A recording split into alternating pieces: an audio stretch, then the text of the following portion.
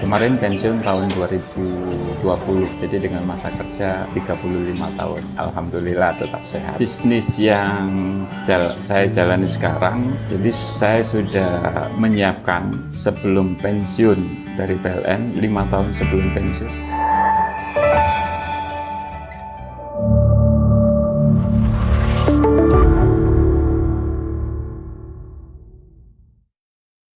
Assalamualaikum warahmatullahi wabarakatuh. Nama saya Yanto, tinggal di Jalan Hayamuruk 1, Kapling B4, persisnya di belakang lapangan Gonalegi.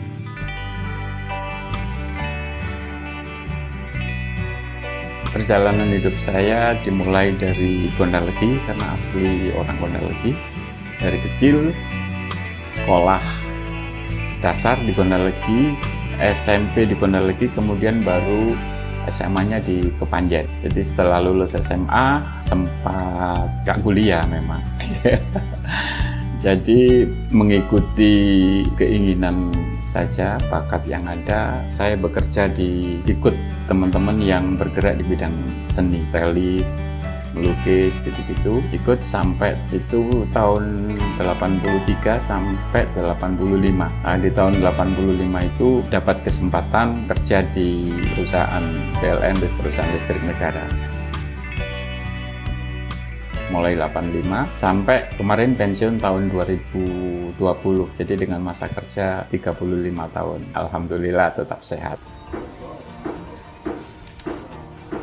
Bisnis yang saya jalani sekarang, jadi saya sudah menyiapkan sebelum pensiun dari PLN, 5 tahun sebelum pensiun saya sudah merintis usaha kedai kopi yang dinamakan Kopi Latar. Jadi itu tahun bangun tempatnya tahun 2015, bulan Oktober, di bulan Maret 2016 baru mulai buka, persis tanggal 1 Maret 2016 buka kedai kopi itu.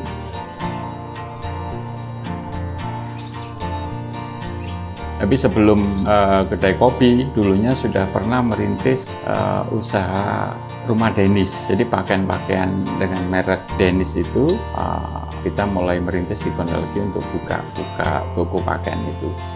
Setelah itu karena istri saya pinter bikin aplikasi atau souvenir atau handicraft itu, usaha bikin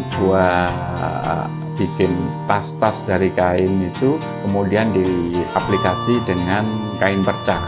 Nah, maka kita dulu punya namanya Kamar Perca. Kamar Perca itu memproduksi macam-macam, ada kaos untuk anak-anak, ada tas, berbagai macam tas, ada handicraft lainnya. Itu sempat dapat dari BRI, dari Dinas Penanaman Modal, diajak pameran-pameran itu.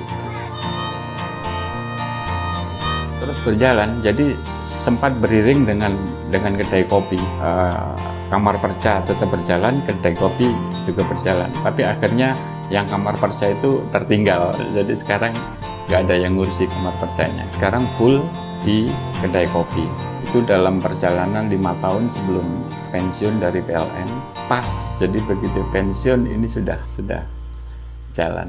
Pengetahuan tentang kopi itu sebetulnya karena saya suka ngopi ya. Jadi kalau di Malang biasanya ngopi-ngopi di tempat kopian di Malang itu, akhirnya saya tertarik untuk punya warung kopi. Jadi karena suka ngopi, kemudian saya lihat peluang di Gonalegi belum ada yang menyediakan tempat ngopi seperti di kota, seperti di Malang. Misalkan manual brewing ya, atau yang pakai mesin pun belum ada. Itu saya dapat peluang itu.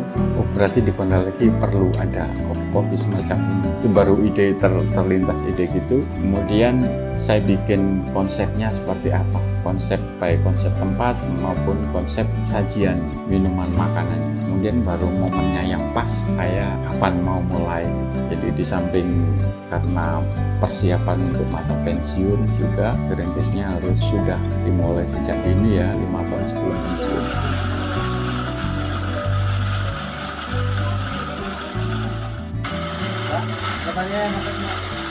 bukanya pas 2016 itu ketepatan sama ramenya kasus kopi cyanida itu, ya kopi Vietnam itu.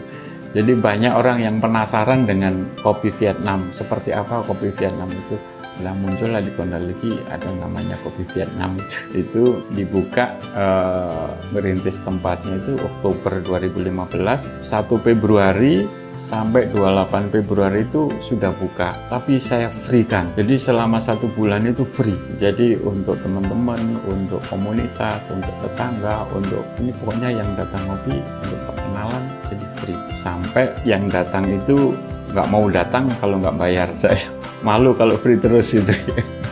Akhirnya pada 1 Maret itu saya mulai buka, jadi ganti yang saya yang malu-malu untuk ngawali nerima orang bayar itu saya. Kan belum pernah bisnis itu, jadi kalau ada teman mau bayar itu saya juga ya apa ya. Jadi akhirnya dengan waktu 1 bulan itu untuk promonya, akhirnya dari mulut ke mulut tersambung bahwa di Kondaleki sudah ada. Tujuan yang lainnya juga termasuk saya ingin di Kondaleki itu ada tempat semacam ini. Jadi kalau ada teman-teman di Kondaleki, ada tamu dari luar kota, ada teman dari luar kota di Kondaleki, oh di Kondaleki ternyata ada.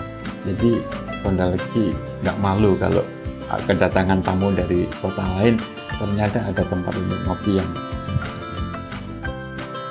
Awalnya ya saya dengan istri saya sendiri, saya pulang kerja langsung nyandak kopi ini sampai capek dengan 1 orang yang bantuin ngerjakan ini, wah sampai ya paginya saya kerja di PLN, pulang jam 4, jam 5 sampai rumah nyandak kopi sampai jam 9 malam, itu jam 10. Jadi kalau waktu itu hujan itu malah seneng, hujan karena wong rene turu ae istirahat.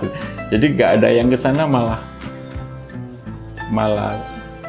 seneng bisa istirahat. Kemudian bisa nambah lagi 1 karyawan, nambah lagi berkembang terus sampai 2019 itu ada renovasi tempat itu. Dulunya ada gazebo di situ, gazebonya dibongkar terus tempatnya dibuat 2 lantai itu berkembang sampai sekarang dengan 10 orang karyawan dengan sistem kerja 2 shift, buka jam 9 pagi sampai jam 15, nanti ganti shift 2 jam 15 sampai jam 22.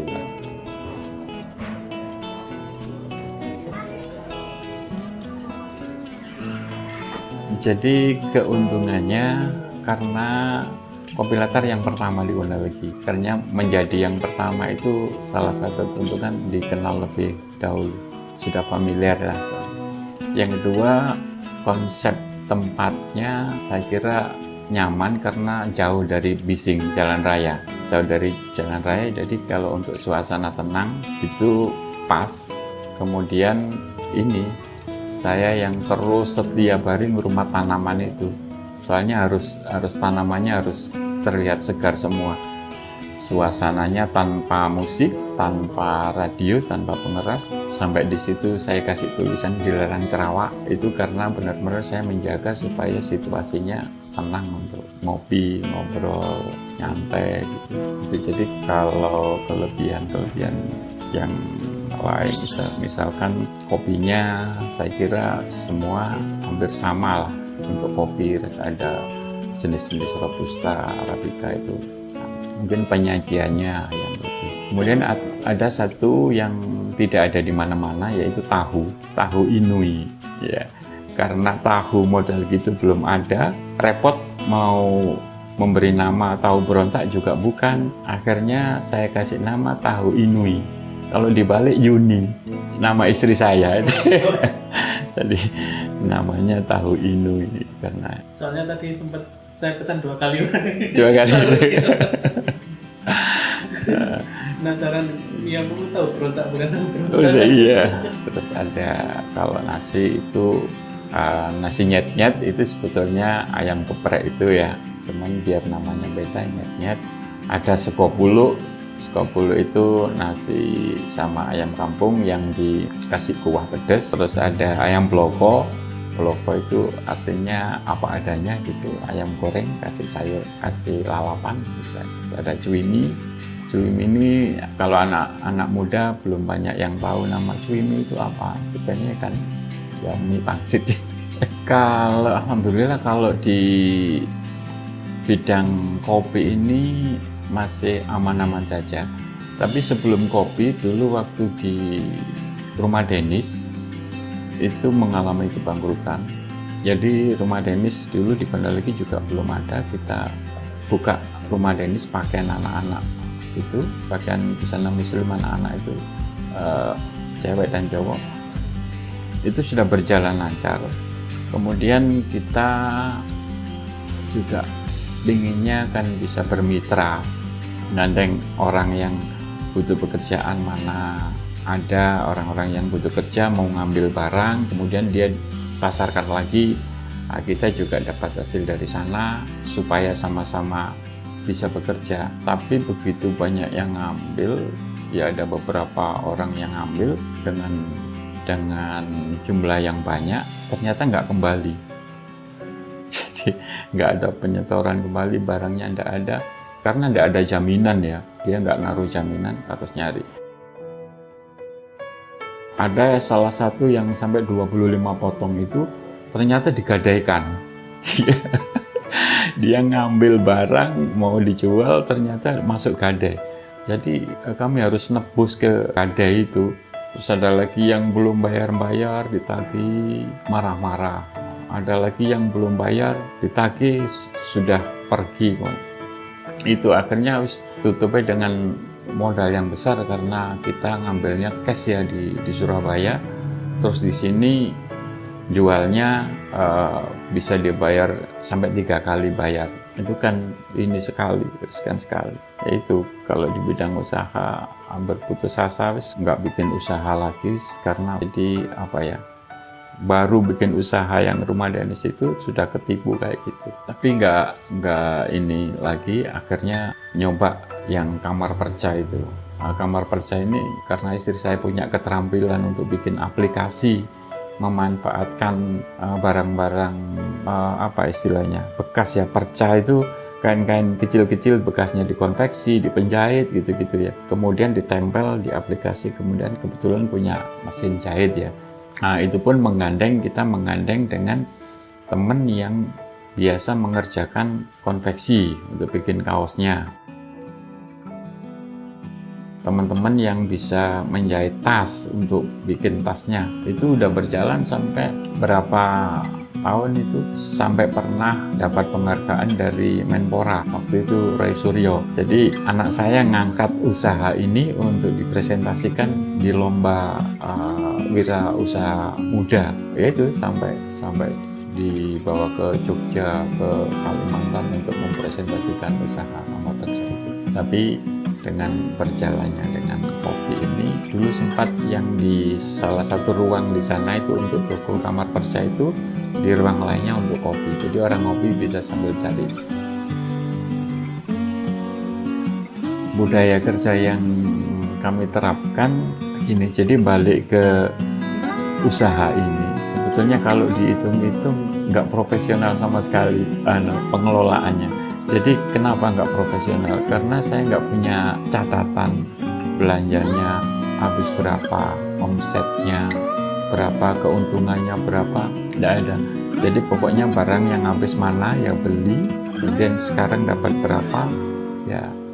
Jadi untuk gaji teman-teman yang kerja itu pakai sistem dibuatkan tempat semacam amplop itu, 10 amplop, dikasih nama masing-masing karyawan. Jadi setiap tutup, nanti jam 10 tutup, saya harus ngisi amplop itu masing-masing orang. Nanti sisanya dihitung-hitung, teman-teman itu nulis ada papan tulis bahan yang habis apa saja, tulis. Saya lihat di kebutuhan belanja besok, kasih uang. Kalau ada sisanya ya disimpan, kalau enggak ya sudah. Jadi saya tinggal kemana-mana sampai satu keluarga pergi, sampai berapa hari, 10 hari, dikelola teman-teman. Jadi budaya yang diterapkan itu kejujuran. Jadi saya sangat percaya sama teman-teman yang kerja.